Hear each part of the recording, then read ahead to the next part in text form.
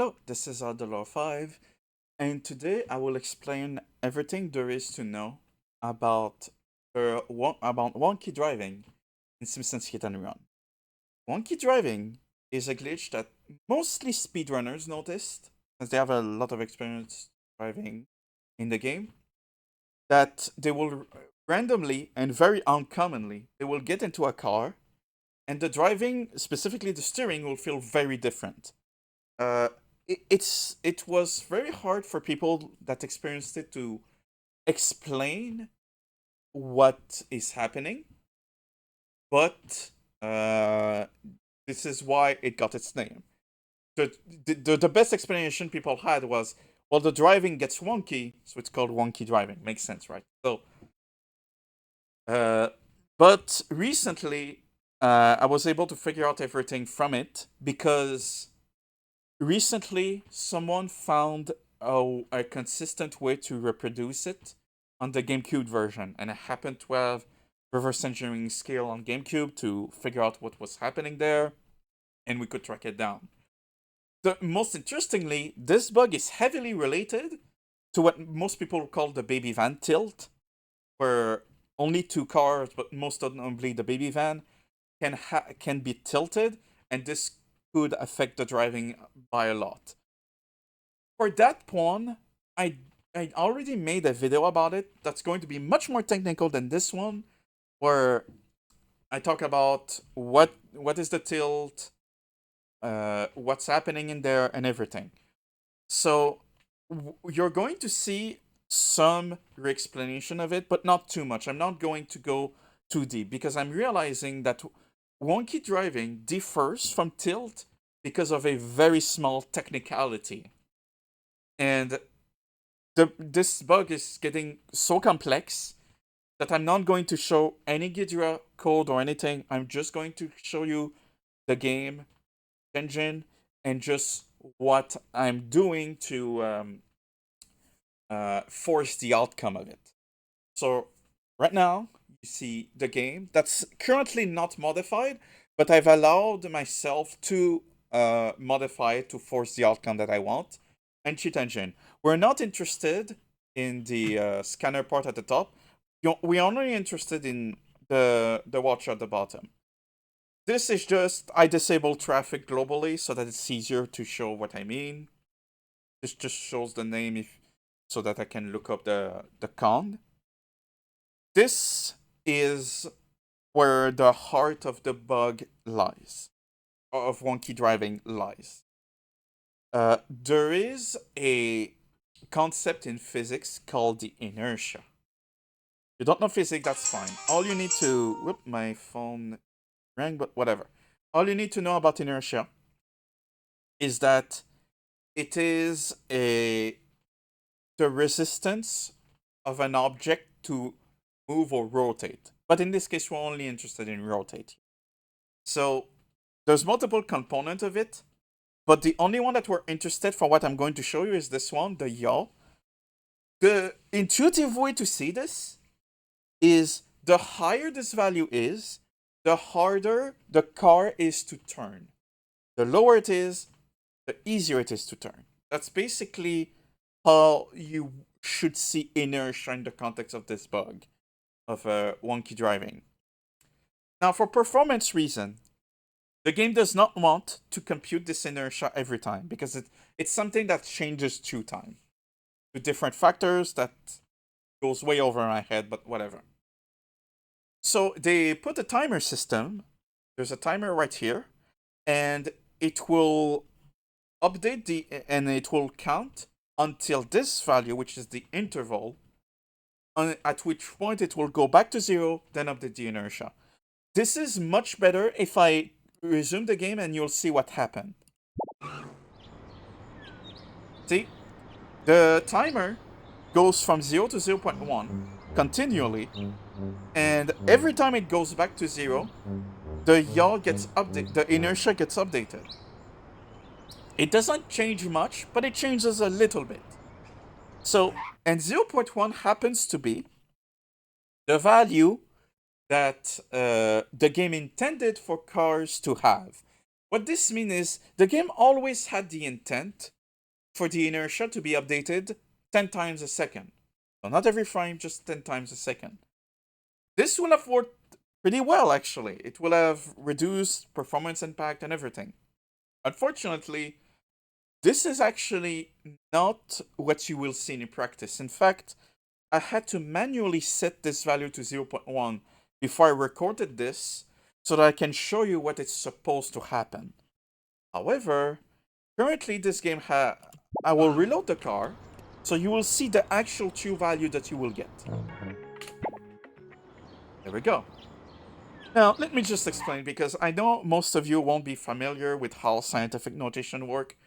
This is basically saying 0.00000 and then 45 zeros until 7006 whatever. An extremely small number. Very close to zero. Now, and what this means, by the way, is because it's so close to zero, this doesn't even have time to count. Like, it doesn't count. So it just updates the inertia every frame. And just to show you what's happening in this case, well, we just get normal driving. Let me show you. So right now I'm going to, if I turn, I get some resistance, but not too much. It's not an amount that is unexpected for this car. In fact, when I swerve, it takes a little bit for the nose of the car to fully turn. That's basically how driving this car feels like. The only thing that really happened in this case is the inertia is just more accurate. Reload the car. But that's not always what's going to happen. Since this is getting complicated, I made a flowchart that we're going to go over together that explain everything. So first of all, the underlying issue. Let me always on top so that I can explain while I show this. Okay. So the underlying issue is this guy right here, when loading the car, is not initialized properly. So that 0.1 that the game intended to have, it's not copied over properly. So it's left on initialize. What this means is that the value of this is going to be whatever the memory had at this moment. There's not really any way to predict this. So you cannot manipulate the behavior without patching, which is how I'm going to do it. But when you have an unmodified version of the game and you're not patching it, this will not be manipulable, just so you know. But depending on what value it is, you will see a different behavior, because when the car loads, it will set this value. Well, it will set this value to this one. So they're both going to be the same, as we see right here. The reason they do this is because if you think about it, let's say it was 0.1 and this started at 0.1, the game will want to update the inertia immediately when on load. So to do this, it forces the timer, it forces both values to be equal. So it will update its inertia, since the game will detect that 0.1 second pass. But the way you have to read it is just a way for the game to fake that 0.1 second pass just to get that one inertia update, because that one is important for the game to do. If we check right here, this condition is what's important. To update the inertia, the timer needs to be less or equal than the interval.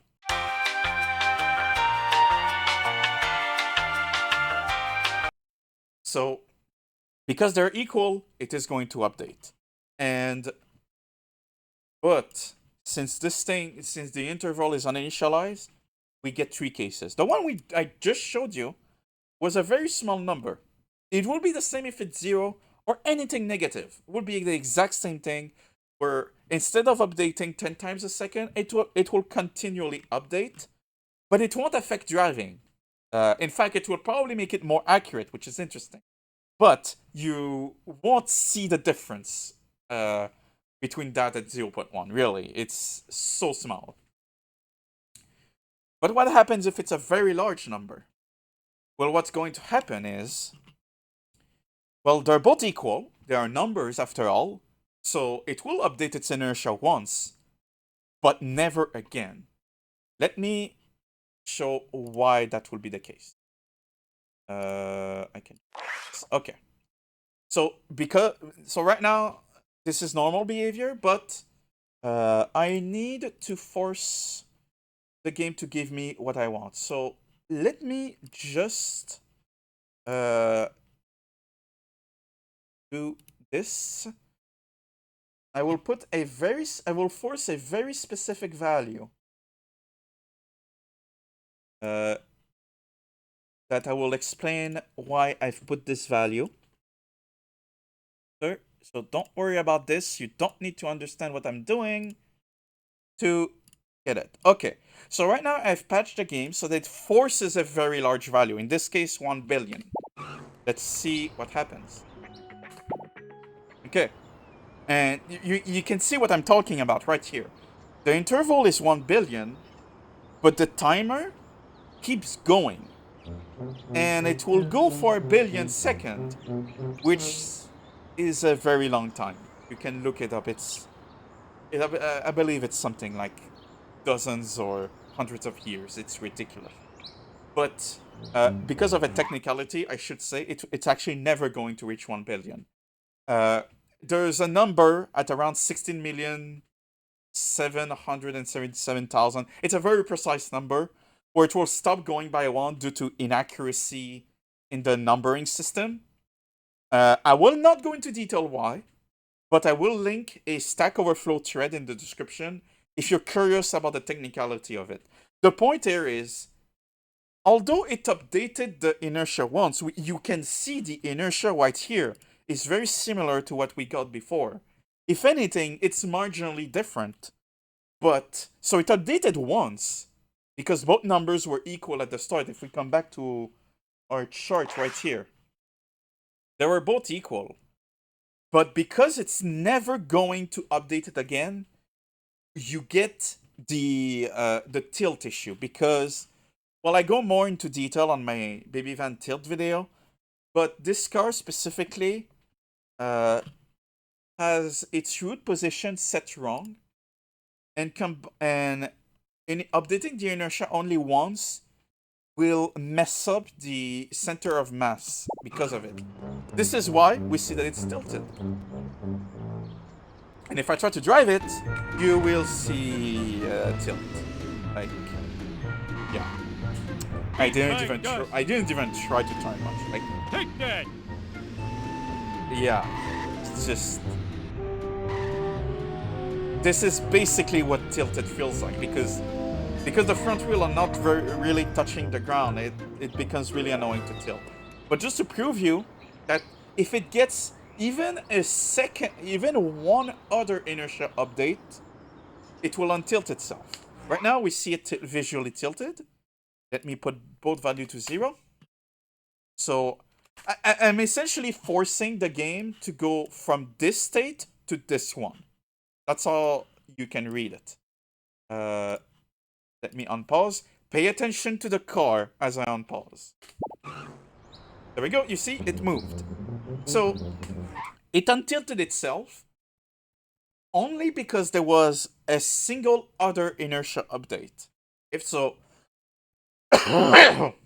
sorry. If there's only one, you get a tilt. If there's a continuous, you get normal driving. That's essentially what's happening. However, there is a third case that discovered only recently. It turns out that, again, this is due to a very technical reason on how these numbers are formatted.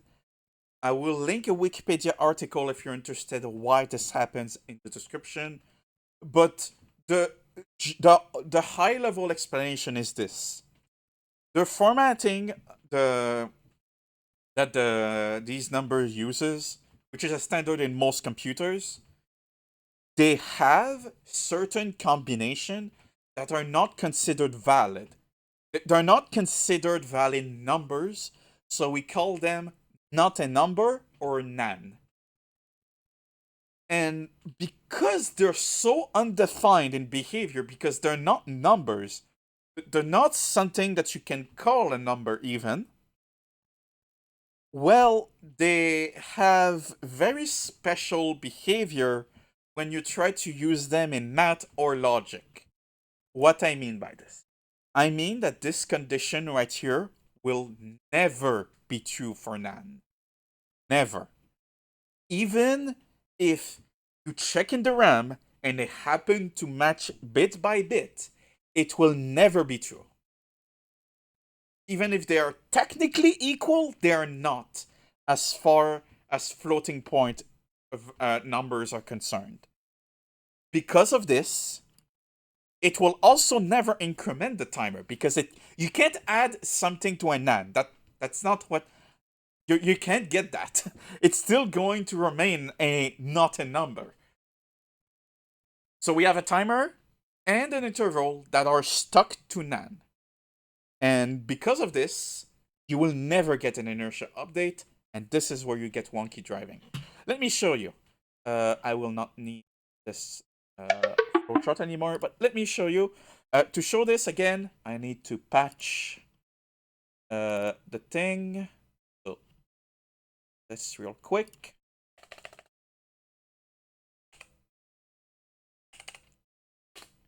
There we go. And we can continue. So right now, I've forced the game to give me a nan on the interval. Oh my god, camera. Please. Camera. Yay, okay. There we go.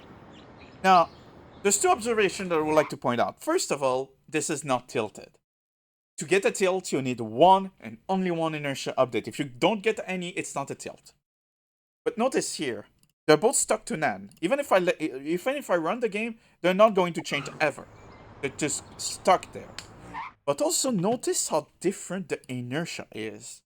Earlier, it was about 10 to 11,000, so it's like 5 times less than what it should be.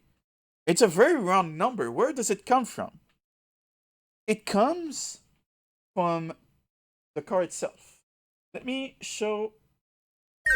Okay, so my car is C non up, so let's open its conf file. This is just the game directory. Actually, I have it open right here. Well, there we go. The mass is 2000. Let me full screen this so you can better see it. Okay. So the mass of the car is 2000 and the inertia is 2000. Why? So it turns out that very early on initializing the car, when it creates the car object, it doesn't know what will be the inertia, obviously, but it will be able to compute a very preliminary version of it. It's wrong, but it's closer than the reality. Let's just put it that way. And to do this, they assign it to the value being the mass of the car. So this will change depending on the car. Just to give a concrete example. No. Here. The limo will have 2,500 instead of 2,000. So the inertia that you get when you have a car that is wonky is dependent on the mass of the car and the car and the well, no, it's only dependent on the mass of the car, but the effect you will see on driving that depends on the inertia and the car itself. For example, this guy, it's about 5 times lower than what it should be. So what we should see is it should be about 5 times easier to drive, well, to steer. And let's see that. Well, immediately when I swerve, you can see this thing rotates a lot. Like just swerving right here. You can see this is very easy to steer, and it rotates very fast. Like it just did a U-turn pretty easily. It technically gives more control, but sometimes it can go overboard and be really, really bad to control. Let's take a completely opposite example. Let's take the red brake. think I'll go this way. I think it's faster.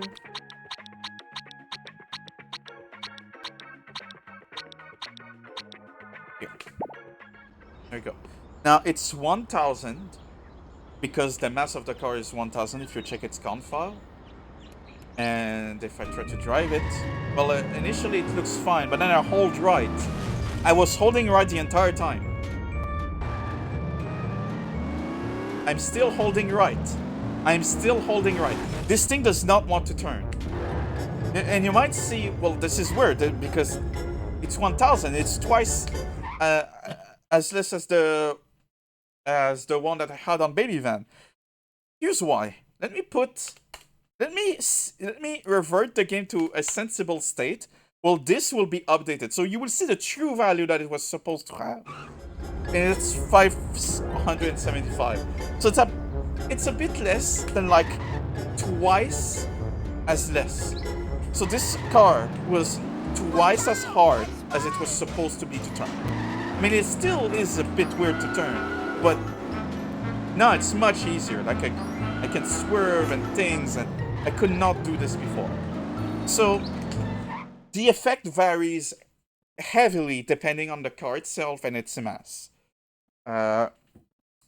This is why I had to make a build that actually does this modification. It forces Nan to have people test what wonky driving will feel like per car. But now you see how variable this is. So really that's all there is to it about wonky driving. The one thing I will point out is you may be wondering, what are the likelihood of a Nan to pop up here? In theory, it's 0.4%. There are 0.4% of Nans that exist over the way this format work. But this would be the rate if we assume a random uniform distribution. So it's only in theory. In practice, it's probably not random because it is dependent on how Windows or whatever OS you use allocates its memory. And it's not necessarily random. It is based on a couple of other things that is not really possible to predict. But yeah. Though it gives you a good idea of how uncommon this is. 0.4% is very low, so that makes sense because wonky driving is extremely uncommon. It doesn't happen that often. One thing that I will point out is right now we only saw the effect on the yaw, which is horizontal, but nothing prevents this. In fact, there will be an effect on the roll and the pitch. The roll is, let's say you have a car and you hit a wall and the car kind of rotates on that wall. I think some people had that happen. Like it rotates on its side. That's the roll. So it will be affected. So it will rotate that way easier or harder. And same for pitch. Pitch will be more if you go on a ramp and the car jumps and it tries to land, so the nose of the car goes up and down. This will be affected. It will be easier or harder to rotate the nose of the car. But there's also another effect of wonky driving. It turns out it affects collision because the inertia, or its inverted version, if you will, is used to calculate another physics concept called the impulse. The impulse is just a force applied through time. But in the case that we're interested in, we're talking about collision. So if you have a destruction mission and you collide into a car, the higher the impulse is, the higher the collision will be. So the higher damage you will do to the car. Same thing if you're in an item drop mission and you hit a car, what is the threshold to hit the car before it drops an item? That's all the impulse.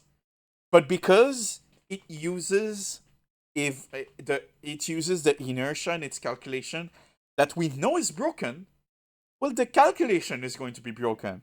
So you will see that the game might detect the wrong force applied to the car. It might be a higher force or a lower force.